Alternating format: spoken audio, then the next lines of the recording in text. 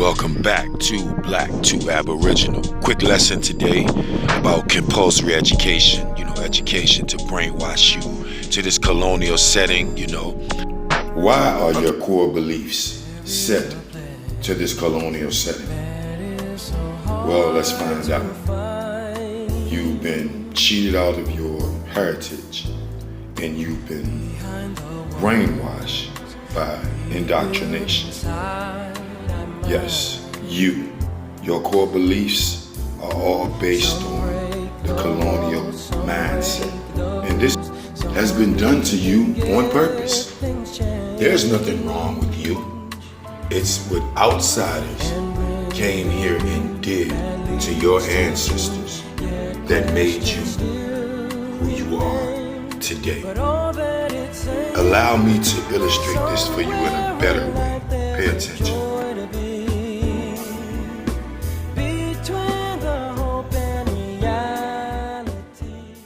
Oh, you look like a planter. In the 1700s, a planter would be described as the owner of a plantation, usually a so-called Jew. My name is Frank Fleece, best indentured servant salesman in these parts. Looks like you could use some hired help. What's your name? My name is Lester Schmaltzgruben. I've got a small farm of 100 acres, and I need some cheap hired hands to harvest sugar cane. Mr. Schmaltzgruben, you've come to the right place. I can get you a fine assortment of men and women off the next ship from London. I'd say you should start small. About 10 field hands, an overseer, some household help, about 4, a cook and her assistant and 2 maids, and a coachman to handle your personal horses who can double as a plowman to handle the plow horses. Whoa, that sounds like I'm going to have to put out a lot of money up front before I get anything out of the crops from the farm. Oh no, white servants come cheap.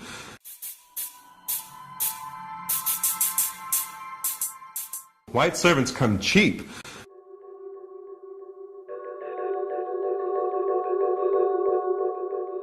For a group of 15 to 20, I can work a deal with the captain of the ship to get you a group of redemptioners that come without papers. They know that they're going to have to work long and hard right away, or the captain of the ship can sell them off into slavery after 2 weeks for a long amount of years. I don't understand. What are redemptioners? And what's the difference between them and regular ones?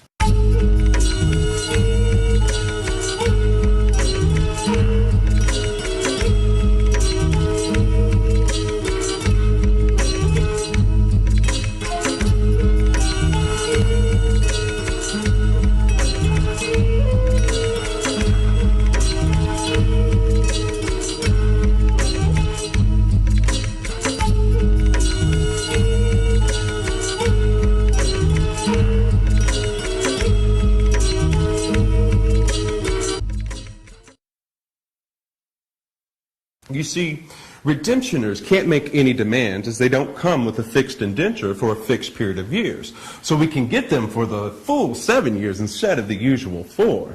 The initial cost is cheap compared to the disadvantages, and if they give you a hard time or complain, you can just extend their indenture. You get it?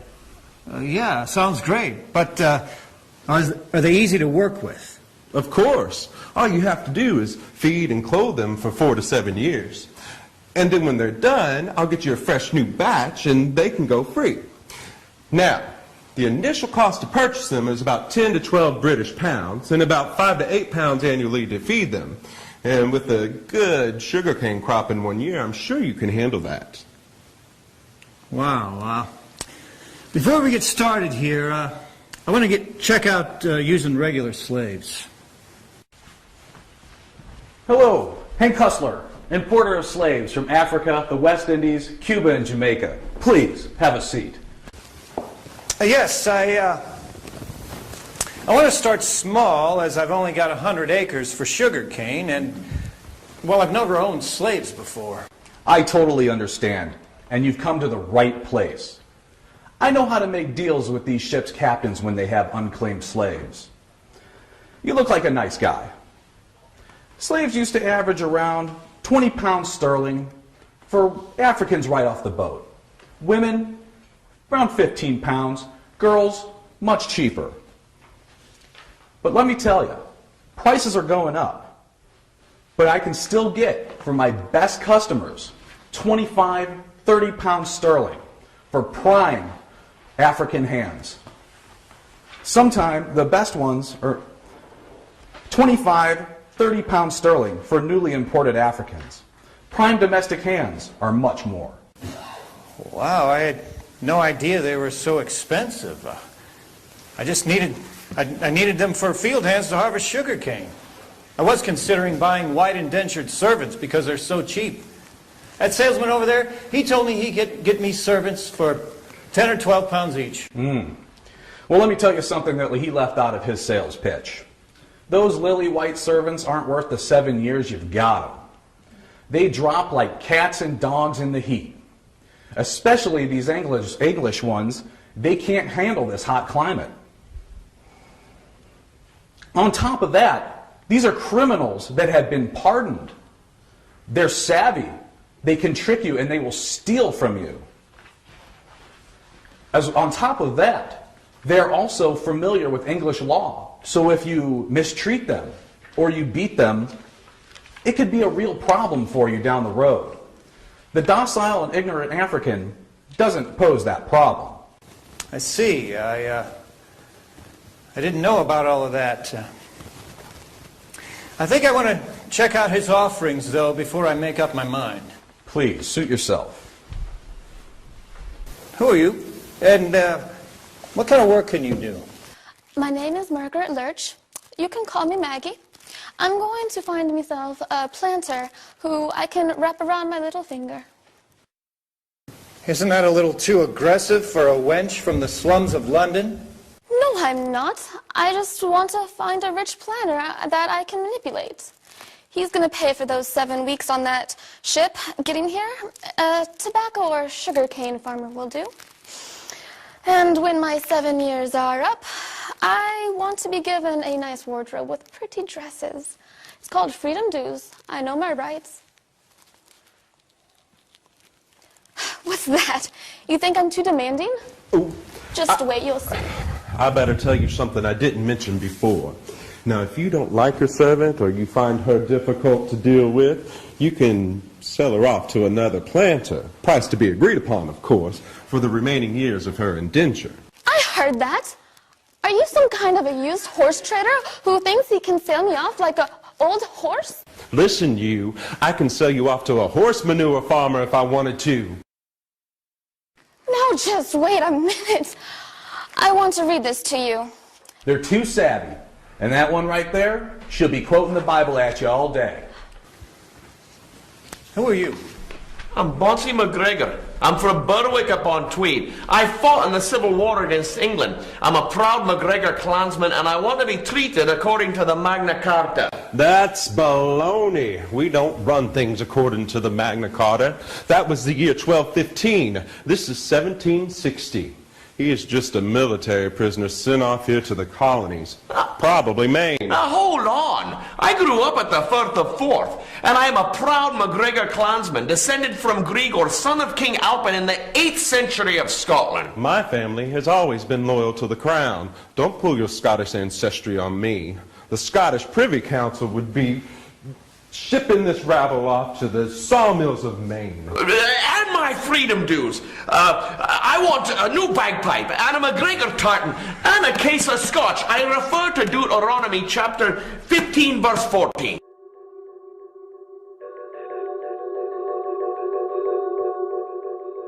I don't know about all of this. This sounds like this may be too tough to handle. Mr. Fleece, is there anything else I should know about these servants? Yes. One more thing about freedom dues when they finish their indentures. Now, you see, in Virginia, each man is entitled to food and clothing for 1 year, and sometimes tools and arms. Now, up in Maryland, they get a barrel of corn, a hoe, an axe, and clothing and shoes. And the ladies get a petticoat, a waistcoat, a new smock, and shoes and stockings. Oh, in North Carolina, they're also entitled to a new gun, but that can be instead of one of the new suits that's required. Wow, I think I'm going to recheck the slave choices. So you've returned. there must be some doubts about these white servants. Yes, I had no idea about this payoff after their indenture is up. Oh, yes. That is the main advantage of slaves. They never go free until they die or you sell them off. Not just 4 to 7 years of namby-pamby service. But wouldn't servants have a greater interest in supporting the good of the country? You don't want that. You want cheap physical strength that can endure the hot sun. What you need is pure strength, the docility of an ignorant African slave. Okay, give me 50 slaves. You're right, I need pure strength, not some intelligent, sassy female. All right, you'll need 5 overseers, 1 for every 10 men. Slaves tend to run away.